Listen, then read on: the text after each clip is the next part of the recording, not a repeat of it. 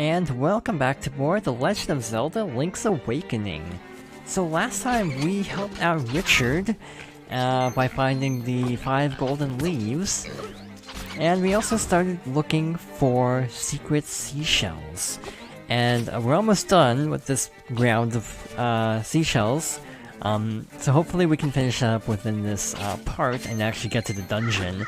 Again, this is kind of what I was saying last time. It's actually really nice how speedy a lot of these segments are. You know, if I was playing a different Zelda game, we might have to spend literally 3 or 4 parts just doing side quests, but this game, even the side questing isn't that terribly long. I think of when I did Wind Waker both times, there are a lot of side quests in that game. Not a complaint, mind you, I love Wind Waker, so I don't mind how many side quests there are, but just, yeah, the pacing of trying to do a 100% Let's Play of a game like that is, a little bit harder. Yeah, this does not take very long, which is a wonderful feeling. Being able to quickly get through everything that I want to accomplish between dungeons. I feel like this might, and I say might as emphatically as I can, this might be one of the shorter, or one of the longer, side sections. I feel like most dungeons don't have this much to do between them. But again, it's been a while, and by a while I mean, well, since the game came out. So, yeah, I don't have the best memory of this game. But it is always a fun game to revisit, and I'm enjoying doing this, and I'm very glad I didn't decide to, years ago, do a Let's Play of the, Game Boy Color version. These are Tektites, classic enemies, once again. Reminder that this game started as a sort of demake of A Link to the Past, and thus I feel like a lot of enemies are reused. Ironically, this remake uses a different art style from Link Between Worlds, which I find kind of ironic. I kind of wish it, yeah, I kind of like that art style, so I wouldn't have minded, to be honest. But yeah, I kind of like how this game has its own visual identity, even though I do wish it had ironed out the performance. To elaborate, as we're getting this Secret Seashell by throwing a bomb in here, this game has basically a dynamic resolution where it kind of swaps between 720p and 1080p to my understanding. And again, a lot of times when entering and exiting buildings, you can see it start out at 720, and then the graphics kind of snap to look better, and it can look kind of jarring at times. I kind of wish they had capped the resolution at something like 900p, just to keep the performance level a little bit more stable. Obviously, the game still looks really good, and it's honestly kind of, Zelda games don't require super fast reaction times. But I just, generally, if I have a choice between frame rate and performance, I will always go frame rate, unless it crashes the game, because some games' performance modes are a lot less stable. But yeah, assuming there's no, major issues with a performance mode, I will almost always go with that. Even if it's an unstable performance mode, I will usually opt for that. I think of Resident Evil 2, where it's not a very stable frame rate, but yet I still kind of would prefer it 40 FPS to 30.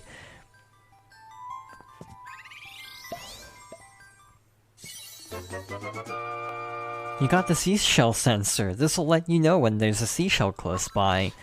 So like the compass, and how it tells you if there's a key nearby, this will work very similarly except for seashells, so we can very, very easily tell where seashells roughly are.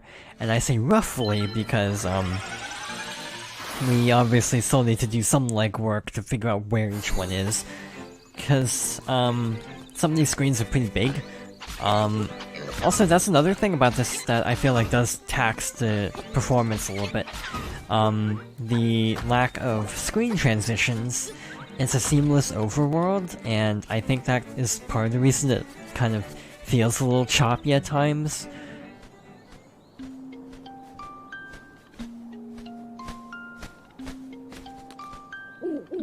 Hoot, the windfish sleeps long and dreamily in the egg above. When you play the 8 instruments of the sirens in front of the egg, he will awaken. This, my friend, is the only way for you to leave the island.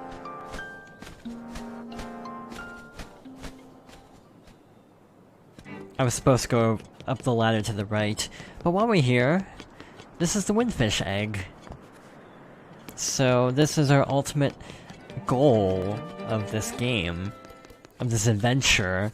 But we have a ways to go. We still have a few more instruments, and by a few I mean like 6. So yeah, this is gonna take a while. This isn't a short game by any means. It's not terribly long, but yeah, it's definitely not a short game. So... should I do something risky, or should I play it safe? I'm gonna play this safe. I was thinking maybe I could jump across a giant gap, but then I thought maybe I shouldn't risk that. I also feel like we have to do this. I have this feeling that for this puzzle we need to back out and then re-enter, because I didn't see a decent pathway based on the block placements of what we already moved. So yeah, that worked. I don't know if there is a way to do it, you know, without re-entering that screen, but it works. And if I'm not mistaken, there actually isn't much else we can do down here. I'm gonna check just to be on the safe side, you know, peace of mind. But there's a chance that we can't do everything here quite yet. That is an affirmative. We need a special item to be able to get through these little blocks. I don't know why they're like they're kind of like gel. That's always how I interpreted their look. This should be the trick. But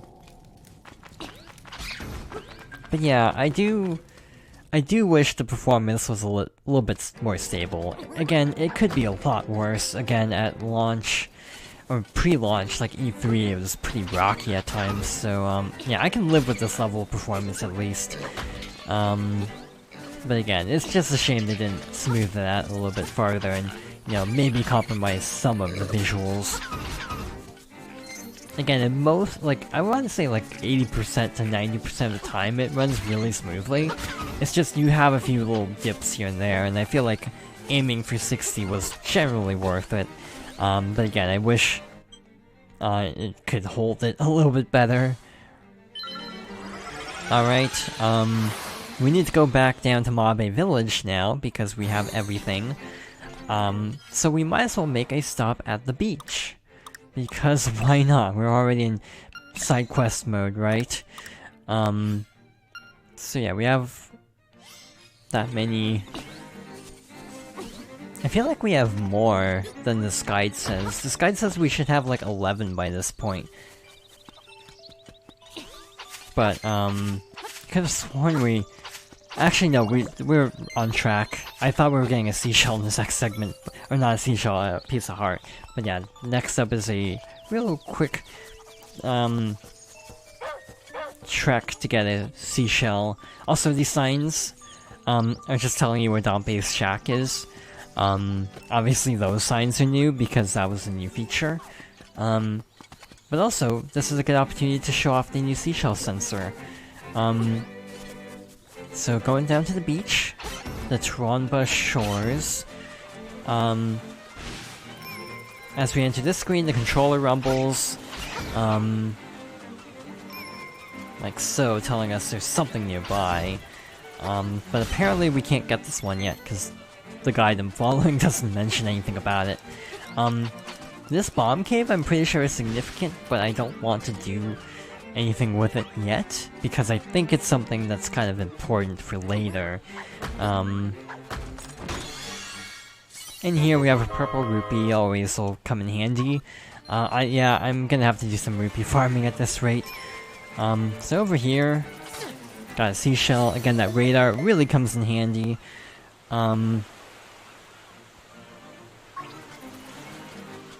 And now with that being collected, we are free to actually progress with the story. Sort of. Alright, so we want to head back to the villa. And that's near the prairie, so it's actually really close. Again, this world is interesting because it feels very, compact. Like, I find Hyrule in Link to the Past and Lorule in the Link Between Worlds to be a lot bigger, but I find them a little bit confusing as a result. But this feels very compact, and I kind of like the size of this world, even though it does feel smaller compared to the other two. Also, only having one world, because both Link to the Past and obviously Link Between Worlds have alternate worlds. Either, you know, time travel or dimensional travel, so that makes both games feel a lot longer than this, which is just one contained world. Hey, another seashell. I think it's up there, so we can't get it yet. I am cutting the grass partly to get rupees and partly to reduce the amount of objects the game has to load, to hopefully spare the frame rate. I feel like I need to stop bringing that up, because, again, I really don't find it that big of a deal, to be honest. It just sometimes comes up, and it feels very jarring compared to how smooth the rest of the game is. Ah, très bien, I see you have recovered all of the leaves. Now move the statue and you will find your reward. Alright. A secret passageway, because of course. Couldn't have been that easy, huh? So over here, we can push this block, and guess what? Another secret seashell. So, one complaint that I haven't really brought up is text boxes. Obviously, things like the text box telling you can't lift a rock is reduced in frequency because you have the power bracelet, so your chances of activating it early on are very slim. Other text boxes weren't dealt with, specifically the text box for... oh shoot. The text boxes for the pieces of power and the guardian acorns, they still play with a lot of frequency. So I'm sensing a pattern here. Maybe I'm not sensing a pattern here. But up here we have another pit. Up here we have a piece of heart. So this is a little bit of a trick. I don't know if you're really supposed to do this. But you can actually make this jump if you have really good timing. You're supposed to do something different. So if you're not feeling up for this, you can always wait until after the next dungeon, and then you can get this a lot easier. But it's not that hard. So that's another full heart container. Neat. Now we have the problem getting back. First try, of course.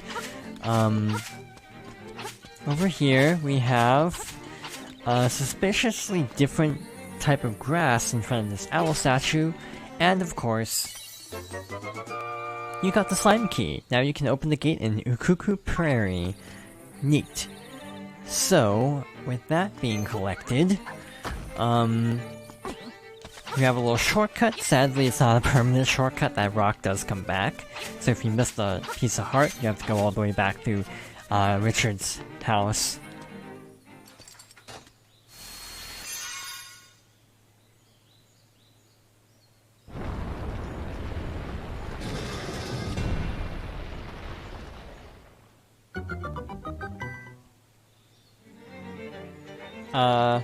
So that's a problem, potentially. We opened the dungeon, but we still have to make our way over there. Seashell, again. One thing that doesn't really get as much praise as I think it deserves is actually the rumble on Switch controllers. I really like HD rumble because it's very,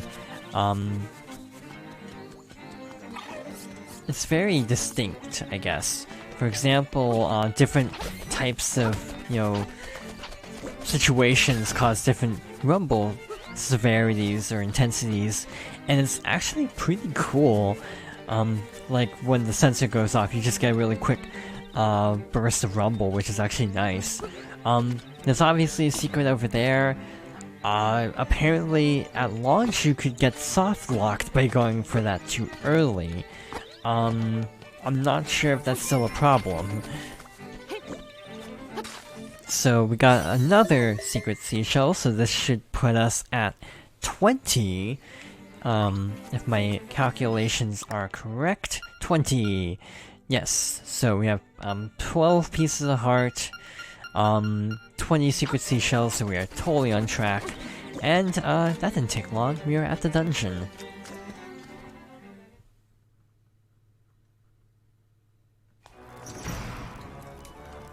Alright, and welcome to Key Cavern. Overall, I really love the progression of dungeons in this game. Tail Cavern, not that bad, it's pretty straightforward.